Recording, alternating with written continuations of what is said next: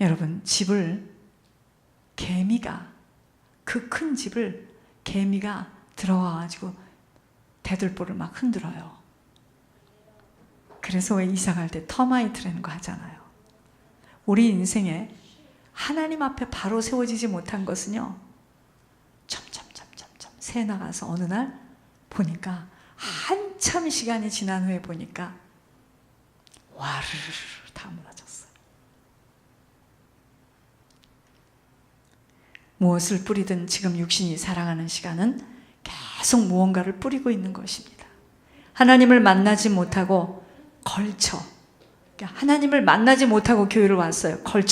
걸쳤습니다. 잠깐 걸쳐서 교회에 잠시 나왔던 사람들의 한결같은 고백들은, 자신의 생각대로 인생이 풀어지지 못할 때 하나님을 섬기는 것이 헛된 일이었다라고 하며, 무엇보다 물질을 주님에게 드림을 그리도 아까워하고 싫어하며 몸소리를 치는 것을 들으면서, 하나님을 만나지 못한 상태에, 하나님을 만나지 못한 현상의 첫 번째는 뭐냐면요, 물질에서 빠져나오지 못한 상태야. 하나님을 만나지 못한 사람들의 거의 대부분은요, 물질에서 못 나와요. 아직 못 만났습니다.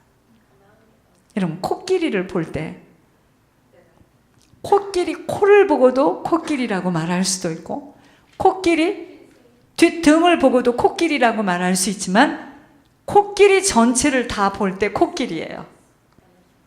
그렇죠?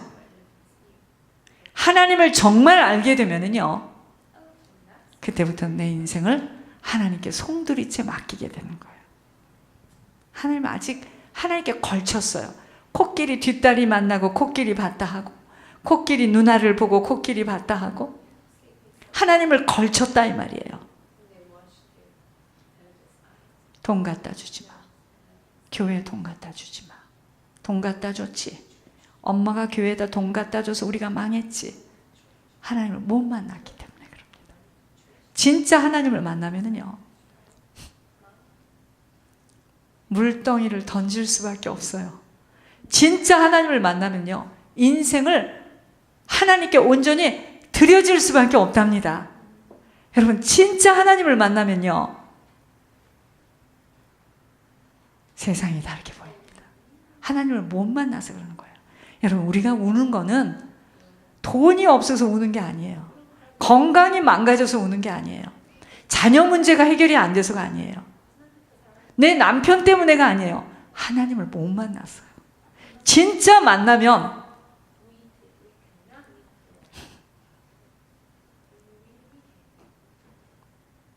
강물에 빠져요. 생명의 강물 속에 풍덩 빠지게 돼 있습니다. 못 만났어요.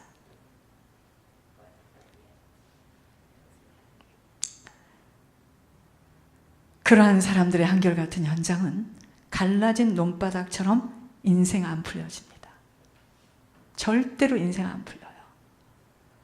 그래서 하나님께서 너는 그 사람과 함께 비즈니스 하지 마라. 그 사람은 거기서 나와야 된다. 이런 이야기를 하는 겁니다. 같이 논바닥이 돼서 이게 땅에 기름질 수가 없는 거예요. 하나님을 섬기는 자의 가문과 하나님을 섬기지 못한 자의 가문의 후손들이 받는 영향은 엄청나다는 것을 안다면 이 땅에서의 할 일은 오직 한 가지밖에 없어요. 오직 주님을 경외하며 주님만을 위하여 살아가는 것입니다. 주님에게 내 모든 인생을 투자하며 주님 한 분에게만 집중하는 거예요. 다른 거는 안 보여요. 기쁠 때나 슬플 때나 어려울 때나 힘들 때 항상 언제든지 아버지에게 예물을 올리며 그분의 다루심 속으로 들어가는 것입니다. 예수님이 태어나서 동방박사들이 올 때 뭘 가지고 왔어요? 덜렁덜렁 갔어요? 예물을 가지고 갔죠. 아브라함에게 하나님께서 너 그 갈대아 우르에서 나와. 내가 이 땅을 바라봐라. 내가 이 땅을 다 너에게 이 땅을 다 줄 거다. 그걸 내가 어떻게 믿어요, 하나님? 하나님이 아브라함에게 뭐라 그랬죠? 예물을 가지고 오라 그랬습니다.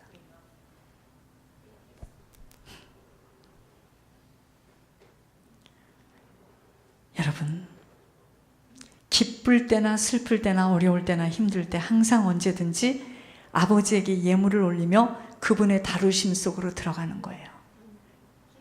예물은 모든 것을 열 수 있는 비밀문입니다. 비밀문이에요. 후손과 후대들에게 남겨줄 수 있는 것은 오직 하늘과 땅의 보험입니다. 그 하늘과 땅의 보험이 바로 예물이라는 것입니다. 예물 속에 아버지 눈동자 속으로 들어갈 수 있는 비밀이 들어있기에 모든 힘과 정성을 다하여 예물에 쏟아내는 것입니다.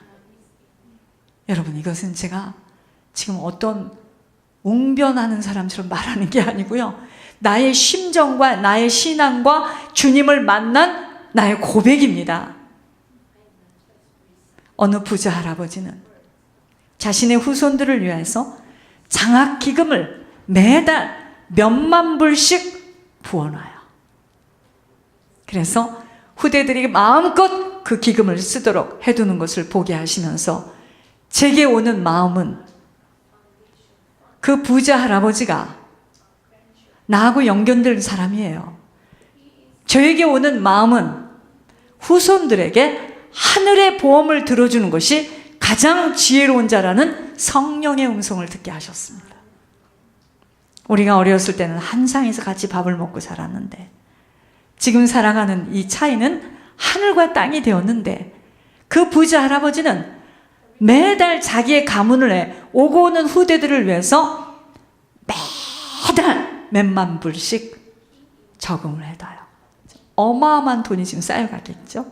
저는 후손들에게 하늘의 보험을 들어주는 것이 가장 지혜로운 자라는 성령의 음성을 듣게 하셨습니다. 그것이 바로 예물입니다. 아버지의 간섭과 인도하심과 배려 속에서 그들이 받을 축복은 사람이 모아준 것하고는 상상할 수 없이 지속하여 아버지의 공급하심을 받게 하는 것이 오직 예물이라는 것입니다. 이게 뚫려지는 날 여러분들의 인생은 천국을 지금 걸어가요. 안 뚫어지면 혼란스럽습니다.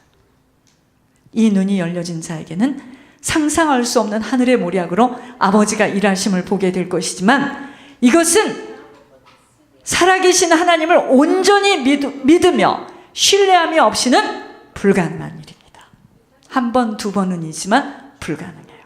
가문에 눈이 열린 한 사람이 되어준다면 우리들이 떠난 후에 후대들이 받을 축복은 대단합니다. 잠시 잠깐 살아가는 시간입니다. 전능하시며 공의로우신 하나님을 똑바로 따라 살아가도록 오직 믿음의 대상이 주님만 되어진다면, 어떤 할아버지는 너무 돈을 많이 버니까 매달 몇천 불이 아니야, 몇만 불을 그 가문을 위해서 후손들이 쓰도록 돈을 지금 쌓아놓고 있는데,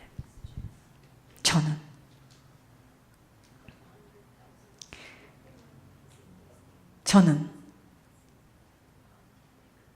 믿음의 대상이 주님이 되었기 때문에 그분께 모든 것을 맡겨줄 수밖에 없고 온전한 희생으로 하늘에 투자하는 겁니다. 우리들에게 이 땅에서 생명길을 따라 살아감이, 잘 들으시기 바랍니다. 좋은 일만 있는 것이 아니라는 것 기억해야 합니다. 여러분, 이 길을 따라가면 좋은 일만 있는 줄 아세요?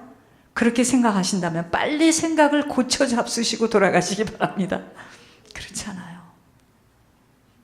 영혼들이 천국으로 인도받는 일에 쓰임받는 것이 그래도 간단 명료한 것이 될 수 없다는 것입니다. 오직 희생하며 헌신하며 충성이 없이는 가문의 생명의 유산은 글일 뿐이야. 글, 맨날 이렇게 보여주는 소리일 뿐이에요. 주님이 사신 인생의 걸음을 따라 살아야 하기 때문에 이 길은 절대로 쉽지 않은 길이랍니다. 우리들의 그 죄값을 치르시는데 하나님이신 주님이 받는 고통은 그리도 간단치 않았다는 것 잊지 않아야 합니다. 우리들에게 주어진 이 남은 시간을 얼마만큼 희생하며 헌신하며 충성한 자로 살 수 있는지가 가문에 어떤 영향력과 무엇을 남길 수 있는지를 깊이 깨달아야 하는 우리들입니다. 자, 이 땅에서 편안하고 자신의 유익대로 마음대로 산 만큼은 후손들에게 남기고 갈 수 있는 유산이 없다는 것 기억해야 하는 우리들입니다. 오직 희생이에요. 오직 희생입니다. 오직 헌신, 오직 충성된 시간만으로 어떻게 하든 아버지의 나라가 확장되어지는, 영혼 살려지는 일에 들여지고 쓰여지는 시간일 뿐입니다. 이 일에 우리들에게 주신 물질, 건강, 달란트가 쓰여질 뿐이에요. 소망은 이 땅에 있음이 아닙니다. 절대로 세상을 보며 미혹하거나 흔들려서는 아니 돼요. 비교해서도 아니 됩니다. 땅에 사람이 있고 하늘에 사람이 있어요. 하나님을 믿는, 하나님을 남기는 가문이 있고, 하나님이 없이 사단의 작품을 남기고 가는 가문이 있습니다. 이 땅에 딱 두 가지 가문이에요. 가문의 생명과 축복과 능력의 유산을 남기는 주인공이 되려면 1번, 조상의 열주의 죄가 끊어지는 일에 지속적인 회개의 예물과 기도가 투자되어져야 합니다. 2번, 내려와 있는 잘못 배워진 습관과 체질과의 싸움을 실제적으로 싸워나가야 합니다. 3번, 세 번째, 육신에 사는 걸음걸음에서 일어나는 모든 일들을 예물의 비밀로 실천해 나가야 합니다. 이번에 그거 했다가 완전히 왕따를 당했는데요. 여러분, 감사한 일, 좋은 일, 기쁜 일, 슬픈 일 다 예물이야. 저는 앞으로 그렇게 살 겁니다. 저는 선물이라는 건 없어요. 예물입니다. 네 번째, 철저한 섬김과 베품과 나눔의 시간으로 수놓아지도록 한 걸음 한 걸음을 조심조심하며 두려움으로 걸어가야 하는 자세입니다. 5번째, 세상 사람들과 같은 의식으로 물질을 사용하지 않고 오직 모든 것들에 예물의 선물로 맞지 않는, 세상과 맞지 않는 의식 구조로 살아가야 합니다. 우리가 저기 방에서 예배 드릴 때 어떤 할머니가, 나는 그 할머니 얘기가 왜 그렇게 나한테 깊이 꽂혔는지, 이북에서 오셔가지고 한국에 살다가 미국을 오는데 집 한 채를 가지고 왔대나, 집 한 채를 팔아서 하나님 앞에 온전히 드리고 미국을 온 거예요. 이 할머니가, 여러분, 아무것도 없이 왔으니 얼마나 고생을 했겠습니까? 이민살이, 타향살이에 그 고생은 이루 말할 수가 없었겠죠. 아이들이 줄줄줄줄 손녀도 낳고 손조도 나니까 엄마 우리 애 좀 봐주세요. 얼마나 그게 많았겠습니까? 안 봐준 거야.